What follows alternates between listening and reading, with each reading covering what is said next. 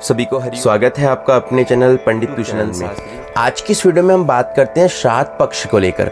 श्राद्ध पक्ष में क्यों करते हैं पितरों की पूजा, क्यों मनाते हैं अपने पितरों को, यह 16 दिन विशेष क्यों है पितरों के लिए, ऐसी कौन सी 10 महत्वपूर्ण जानकारी है जिसको ना करने से हमारा श्राद्ध कर्म, हमारा करा हुआ कार्य, हमारा करा हुआ श्राद्ध, हमारा करा हुआ तर्पण सब निष्फल हो जाता है। तो आइए जानते हैं इस वीडियो के माध्यम से। जो कुछ कहूँगा शास्त्र प्रमाण के साथ कहूँगा। आप विश्वास मेरे पर नहीं, आप विश्वास शास्त्र प्रमाण के ऊपर करिएगा। आइए आज कुछ अच्छा सीखते हैं। जैसा कि आज मैं आपको बताऊं क्यों करते हैं पितरों की पूजा। देखो कि पितृपक्ष में किए गए कार्यों से पितरों को, पूर्वजों को आत्मा की शांति प्रदान होती है तथा जो करता है पुत्र उसे पितृऋण से मुक्ति मिलती है। आत्मा की अमरता का सिद्धांत तो स्वयं भगवान श्री कृष्ण ने गीता में उपदेश करते हैं कि आत्मा जब तक अपने परम आत्मा से संयोग नहीं कर लेती तब तक विभिन्न योनियों में भटकती रहती है।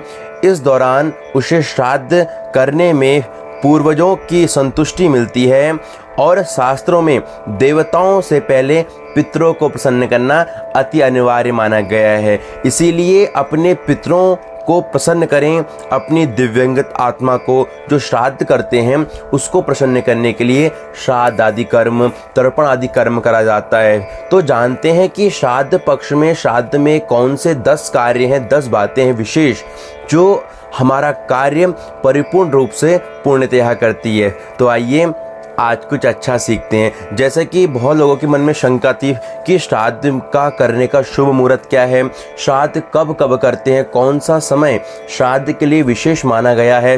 दूसरा, श्राद्ध में कुशा का महत्व क्या है, श्राद्ध में तिल का महत्व क्या है, श्राद्ध में चांदी का महत्व क्या है, श्राद्ध में अत्यंत जो पवित्र पूजनीय वस्तु है वह कौन सी वस्तु है, और श्राद्ध में वह कौन से गुण है, 3 गुण जिसको करने से श्राद्ध पूर्णतया फल हमें देता है। और बोलें श्राद्ध में ऐसा कौन सा प्रशस्त अन्न आदि है उसके बारे में। 8वां, श्राद्ध में तुलसी की महिमा, श्राद्ध में तुलसी की मिट्टी की महिमा क्या है। 9वां, बोलें श्राद्ध में कौन सी 7 महत्व प्रयोजनीय चीज है जिसको करने से श्राद्ध में फल देता है पूर्णतया। और 10वां प्रश्न है कि श्राद्ध की विशेष महिमा, कि श्राद्ध क्यों करते हैं, श्राद्ध क्यों करना चाहिए, किस लिए करना चाहिए, किसके लिए करना चाहिए। आज की इस वीडियो में प्रत्येक जानकारी आपको शास्त्रीय प्रमाण के साथ देने का प्रयास करता हूं। यदि आप मेरे चैनल में नए हैं तो प्लीज़ चैनल को लाइक, कमेंट एंड सब्सक्राइब अवश्य करिएगा। अगर आप मुझसे जुड़ना चाहते हैं तो मुझे आप इंस्टाग्राम में फॉलो अवश्य कर देते हैं। तो मैं आशा करता हूं यह संपूर्ण वीडियो को देखने के बाद आप संपूर्णतः समझ जाओगे कि श्राद्ध पक्ष में हमें कौन सी गलती करनी है, कौन सी गलती नहीं करनी है। आज की इस वीडियो में आपको प्रत्येक जानकारी देने का प्रयास करता हूं।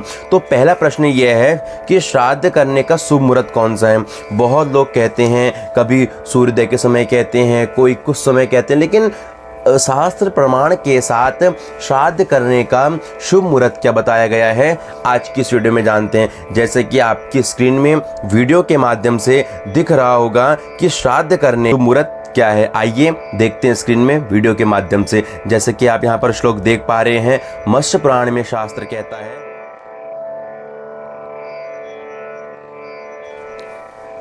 मध्याह्नः खड्गपात्रं च तथा नेपाल कंबलः रूप्यं दर्भास्तिला गावो दौहित्रश्चाष्टमः स्मृतः कुत्सित मिथ्याहुस्तस्य। प्राण कहता है कि श्राद्ध में कुछ बातें अत्यंत महत्व हैं, जैसे कुतुब बेला। श्राद्ध पक्ष में कुतुब बेला में करा हुआ कार्य श्राद्ध पितरों को बहुत ही प्रसन्न होता है। जैसे दिन का 8वां मुहूर्त कौन सा, दिन में 11:36 से लेकर 12:24 तक जो समय होता है वह कुतुब बेला कहा जाता है। इसीलिए कुतुब बेला में करा हुआ प्रत्येक कार्य बोलें पितरों को प्रसन्नता फल देने वाला होता है। इसीलिए मैं आशा करता हूँ जो भी आप पितृपक्ष में या कोई भी तिथि श्राद्ध में, कुछ श्राद्ध में या जो भी कार्य करें तो अधिकतर आप कुतुब बेलम में करें, जिससे आपके पितृ प्रसन्न होंगे। अब दूसरा प्रश्न यह है, श्राद्ध में कुशा का महत्व क्या है, श्राद्ध में कुशा क्यों लगाते हैं, इसके बारे में जानते हैं। तो जैसे कि आप यहाँ पर देख पा रहे हैं स्क्रीन वीडियो के माध्यम से कि दर्भे विभूतिर्मेताक्षा मम रोम समुद्भवा, भगवान गरुड़ पुराण के 9वें अध्याय में कहते हैं कि जो भी कुशा पैदा हुई है रोम से पैदा हुई है। इसीलिए प्रत्येक कार्य में, चाहे पूजनीय कार्य हो या कोई देव कार्य हो या चाहे पितृ कार्य हो, उसमें कुशा का विशेष महत्व है जो भगवान के रोम से पैदा हुई है। अब तीसरा प्रश्न यह है, श्राद्ध में तिल का महत्व क्या है। तो यहाँ पर शास्त्र बोलता है, मम श्वेद समुद्भूता यतस्ते पावनास्तिलः असुरः दानवा दैत्या विद्रवंती तिलसता, अर्थात कि यहाँ पर शास्त्र कहता है जो भी पसीने से पैदा हुए हैं वह तिल मुझे अत्यंत प्रिय है। इसीलिए श्राद्ध पक्ष में, श्राद्ध कार्य में तिलों का महत्व है, वो तिल भगवान के पसीने से पैदा हुए हैं। अब तीसरा प्रश्न यह है कि श्राद्ध में चांदी की महिमा क्या है, चांदी का या कांसे का या विशेष महिमा क्या है। तो यहाँ पर शास्त्र गरुड़ पुराण में बोलता है, यदि पितृपक्ष में, यदि पितृ कार्य करते समय आपके पास चांदी का बर्तन हो या चांदी का बर्तन के अभाव में आप कांसे के बर्तन में अपना संपूर्ण कर्म कर सकते हैं। जैसे तर्पण आदि कार्य आप कांसे के बर्तन में कर सकते हैं। और अब चौथा प्रश्न होने के बाद पांचवा प्रश्न यह है, श्राद्ध में अत्यंत प्रयोजनीय वस्तु कौन सी है, आज की इस वीडियो में हम जानते हैं। तो यहाँ पर शास्त्र बोलता है, त्रीणि श्राद्धे पवित्राणि दौहित्रः कुतपस्तिलः रजस्तस्य तथा दानम कथा संकीर्तनादिकम, अर्थात कि विष्णु पुराण में यहाँ पर शास्त्र कहता है कि दौहित्र अर्थात कि कौन, जो कन्या का पुत्र है, दूसरा दिन का 8वां मुहूर्त, तीसरा तिल, ये तीनों वस्तुएं, चांदी का दान और भगवत स्मरण, ये सब श्राद्ध में अत्यंत पवित्र माने गए हैं। श्राद्ध में वह कौन से 3 गुण हैं जिसको करने से हमारे पितृ प्रसन्न हो जाते हैं। तो यहाँ पर शास्त्र बोलता है, श्राद्ध में करने वाले वो 3 कर्म, वो 3 गुण कौन कौन से हैं।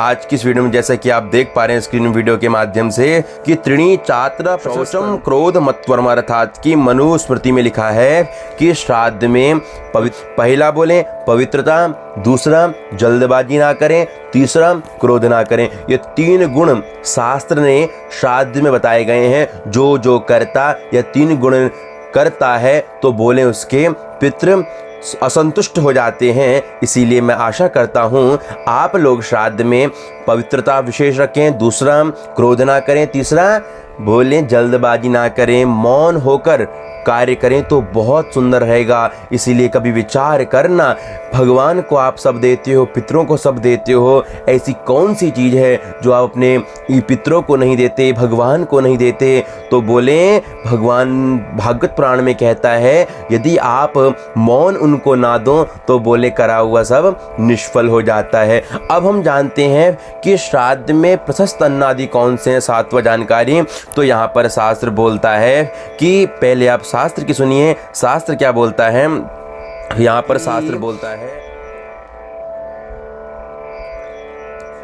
श्राद्धस्य पूजितो देशो गय, यहाँ पर शास्त्र बोलता है कि पशून् विसृजता तेन पूर्वं गावो विनिर्मितः तेन तासां पयासस्तम श्राद्धे सर्पी विशेषता, अर्थात कि स्कंद पुराण में यहाँ पर शास्त्र बोलता है, ब्रह्मा जी ने पशुओं की सृष्टि करते समय सबसे पहले गायों को रचा हुआ है। अतः श्राद्ध में उन्हीं का दूध और दही और घी की कामना लेना चाहिए। और जौ, धान, तिल, गेहूं, मूंग, सरसों का तेल और तिन्नी का तेल आदि से पितरों को तृप्ति करना चाहिए। क्योंकि आम का, बेल का, अनार का और पुराना आंवला, खीर, नारियल और आदि जो भी नारंगी, खजूर आदि, अंगूर आदि, परवल, चिरौंजी, बेल, जंगली बिर, इंद्रजौ, भतुआ, इनको श्राद्धों में यत्न पूर्वक लेना चाहिए। और जौ, कंगना, मूंग, गेहूं, धान आदि इनका श्राद्ध में होना बहुत शुभ माना गया है। इसलिए मैं आशा करता हूँ कि कौन कौन सा बता दिया है मैंने आपको अन्न के बारे में। अब हम जानकारी देते हैं कि श्राद्ध में तुलसी की महिमा क्या है। तो यहाँ पर शास्त्र बोलता है, गंधम आघ्राय पितरस्तुष्ट मानसः प्रयांति गरुड़ारूढ़ास्तत्पदम चक्रपाणिना, अर्थात कि तुलसी की गंध से जो पितृगण होते हैं प्रसन्न होकर गरुड़ जी पर बैठकर विष्णु लोक को चले जाते हैं। तुलसी के पिंडार्चन करने के जाने पर पितृलोग प्रलय पर्यंत तृप्त हमारे हो जाते हैं। अब हम बताते हैं कि श्राद्ध में महत्व की 7 प्रयोजनीय वस्तु कौन सी हैं। आज की इस वीडियो में देखो, श्राद्ध में अगर आपके पास यह 7 चीज़ ना हो तो बोले आपका वह श्राद्ध फलकारी नहीं होता है। तो जानते हैं कौन सी वह 7 प्रयोजनीय वस्तु हैं। तो पहला बोला शास्त्र ने कि उच्चटम शिव निर्माल्यम वंतम च मृतकर्पटम श्राद्धे सप्त पवित्राणी दौहित्रा कुतस्तिलः, अर्थात कि दूध, गंगा जल, मधु, शहद और कपड़ा, तसर का कपड़ा हो गया कोई, या कोई उनका पिन वस्त्र आदि हो गया, और दौहित्र हो गया, कुतुब, पेला और तिल, ये श्राद्ध में बड़े महत्व प्रयोजनीय हैं।